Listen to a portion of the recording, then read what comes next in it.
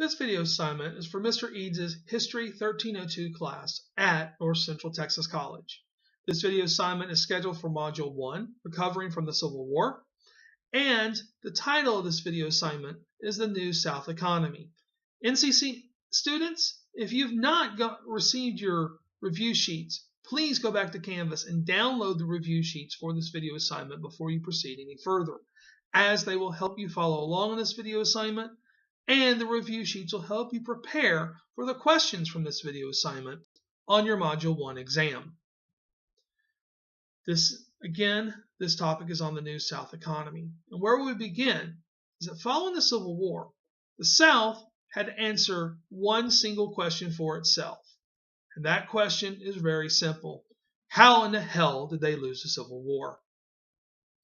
Most white Southerners said they lost the Civil War because it was just due to factors beyond their control, things they couldn't control.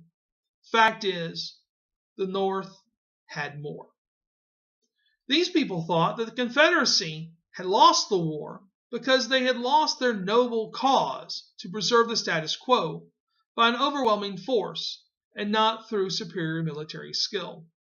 After all, at the beginning of the Civil War, the South had the greater military generals, but it didn't have everything else. Didn't have the money, didn't have the men, didn't have the food, didn't have the diplomatic support, didn't have the technology.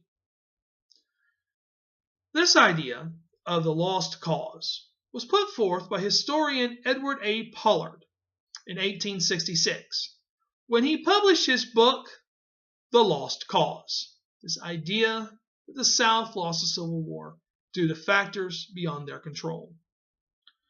Now, other Southerners decided that Pollard's not exactly right, and that the South lost the war because it refused to adapt to the times, refused to change. Thus, this group of Southerners thought that the South must free itself from the nostalgia of the antebellum period, from the nostalgia that you might see in Gone with the Wind. In other words, these Southerners said, guys, we've got to stop looking backward, and we've got to look forward. To these guys, the South says the South must create a modern society of small farms, thriving industries, and bustling cities. In other words, the North that has small farms, thriving industries, and bustling cities. The editor of the Atlanta Constitution, a gentleman by the name of Henry Grady, he set forth a vision that's called the New South Vision, that the New South presented a perfect democracy of small farms and diversifying industries. What Grady is saying here is that the South lost the Civil War because it relied solely on agriculture, and in particular, cotton. Thus, Grady says, the South in the future, it must follow the North's example and industrialize. It must diversify its economy. Thus, this idea of following the North's example and industrializing becomes the New South creed. And that's our next question. How does the New South go about this? How does it go about industrialization? And it does this in a number of ways. First, the New South built textile mills, which became the chief industry of the South in the late 19th century. Now, this makes sense, because they're already growing cotton. Why not manufacture it and enhance it right on site? Textile mills stretch from North Carolina to Texas. Textile mills could be located in places like McKinney, Waco, and Dallas, and Denton. The workforce of the textile mills consisted mainly of women and children. And there are two reasons for this. First, women and children typically had smaller hands. Thus, they could work their way into the looms and fix the strings, fix the machines a lot easier than men. And then secondly, factory owners could pay women and children less money than they could pay men. That's the first way, textile mills. Second is tobacco. It experienced a rebirth in North Carolina with the invention of a product called the cigarette. This tobacco industry is centered around Durham, North Carolina, led by John Ruffin Green and Bull Durham Tobacco. Later, James Buchanan Duke bought Bull Durham and merged it into a company named American Tobacco and became a multimillionaire. You might be familiar with American Tobacco if you might remember a brand of a cigarette called Lucky Strike. American Tobacco produced Lucky Strikes. In 1924, the Duke family had become so wealthy. And no, I'm not talking about Bo and Luke Duke here, but James Buchanan Duke. 1924, the Duke family got so wealthy that they donated $40 million to a university in Durham, North Carolina called Trinity University, who was so thankful for this $40 million gift that the Board of Regents chose to rename the university Duke University, Go Blue Devils. The Dukes also had their hand in a new form of energy in the turn of the century, and this is our third way the South tried to industrialize: hydroelectric power. The Dukes' monopoly on power in the Carolinas would lead the federal government to spear a massive project on the Tennessee River in the 1930s called the Tennessee Valley Authority. And the TVA, as it came to be called, would bring electric power to the region, to many parts of the region for the first time. More on the Tennessee Valley Authority when we get to the New Deal, which is Module 3. So the first three ways: first way is textiles, the second way is tobacco, and the third way is hydroelectric power. The fourth way is coal and iron ore, which was discovered around Birmingham, Alabama. And coal and iron are essential to producing steel. Thus, steel is your fourth method. Birmingham became known as the Pittsburgh of the South, as it was a southern leader in producing steel. These new factories, textile mills, steel factories, tobacco factories, required workers. The workers required homes. To build homes, you need lumber. And lumber could be found in Texas, Arkansas, northern Louisiana.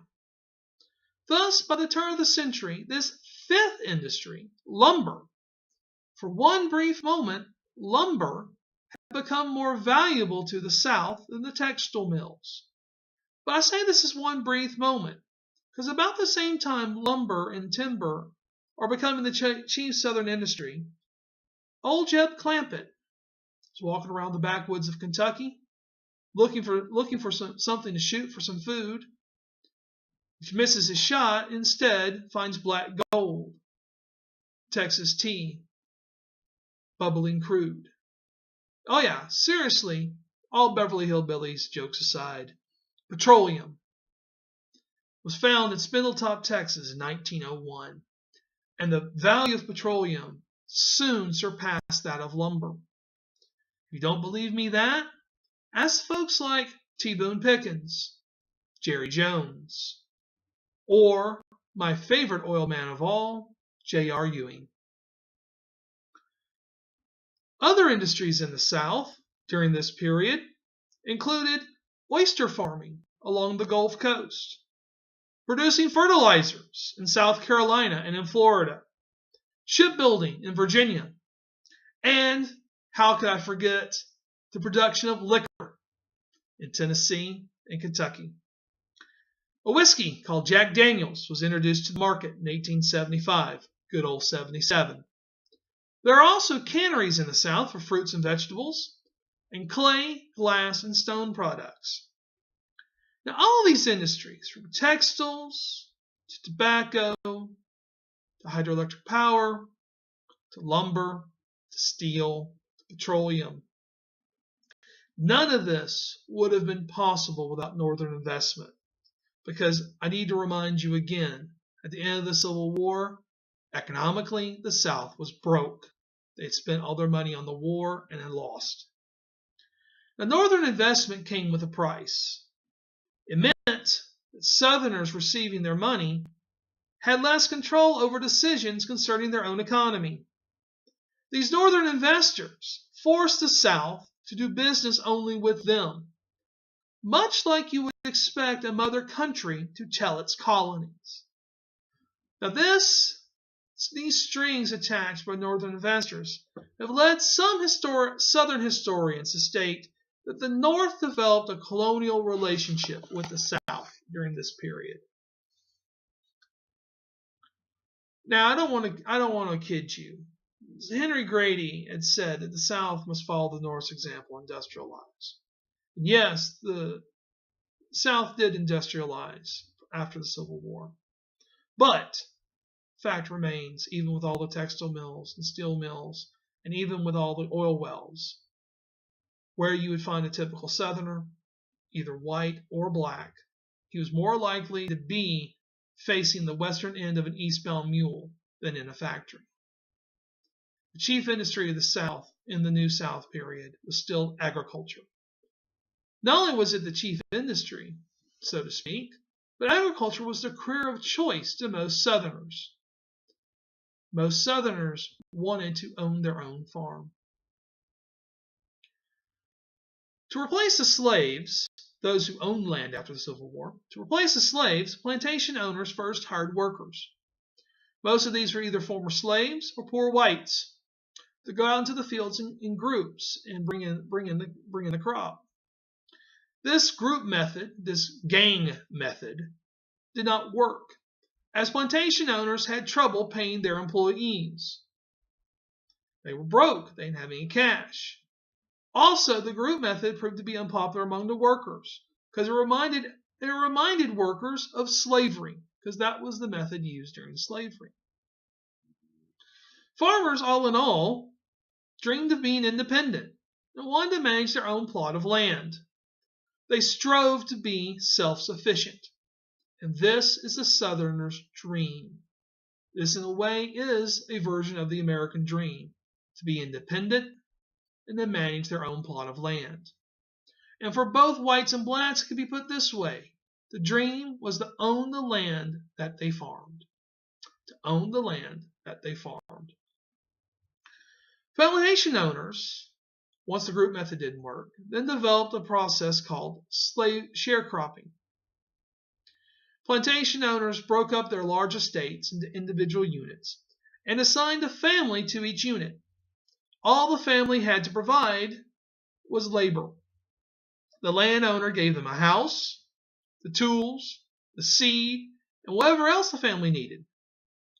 And then at harvest time in the fall, the crop was then divided evenly between the landowner and the sharecropper.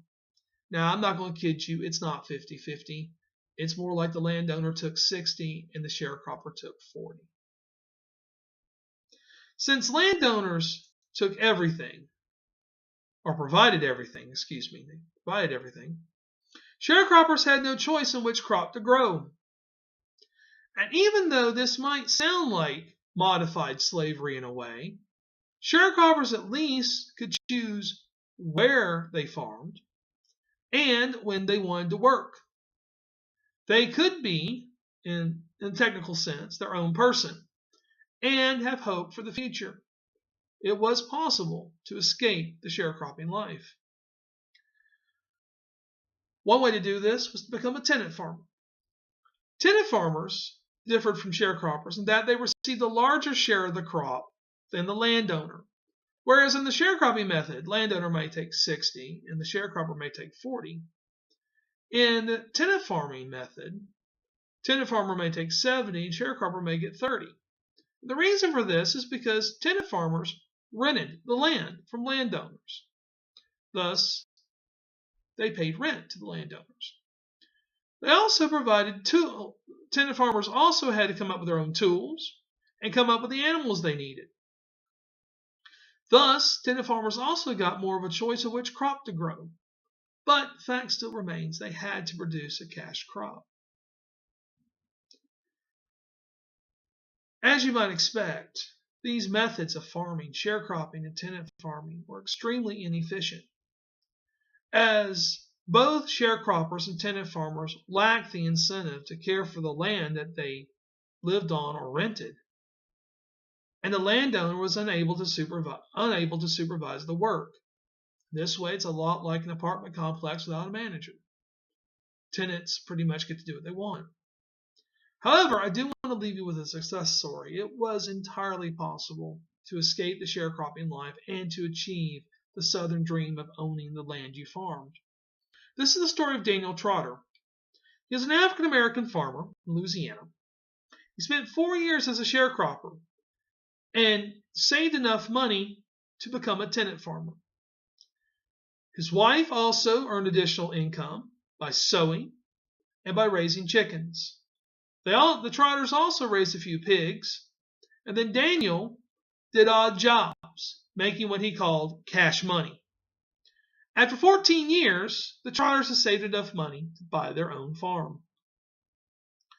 Now, to produce a crop, landowners and tenant farmers depended on credit for their supplies. Again, the South didn't have liquid assets.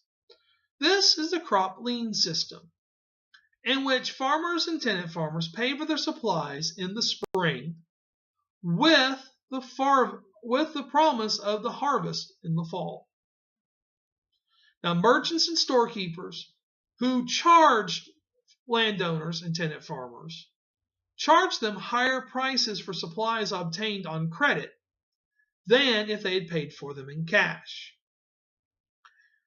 Think of that as interest. The problem here is that farmers had trouble paying off the loans they made in the spring with the crops they drew in the fall. Because of this, most farmers had to start planting more cash crops than anything else. As a result, Southern farming returned back to the one crop specialization of its past: cotton. Thus, in the New South, King Cotton reigned supreme. And then once the demand for cotton leveled off worldwide, Southern farmers were left holding the bag, as many as former slaves used to do. Because here's the dilemma. In the fall, farmer would go back to the merchant or storekeeper or to the banker and say, I don't have enough money to pay off my loan. What do I do? And the storekeeper or the merchant or the banker says, not a problem. We'll roll this loan over to next year. And next year you'll have a good crop and you can pay off both this loan and the loan from next year. Thus, the crop lien system creates two things in this New South. First, it creates the first middle class of bankers and merchants in the South. Second, the crop lien system, combined with agricultural overproduction and declining prices, eventually turned most Southern farmers into sharecroppers, as merchants, bankers, and storekeepers took possession of the land. Thank you for watching this video on the New South economy. May the force be with you.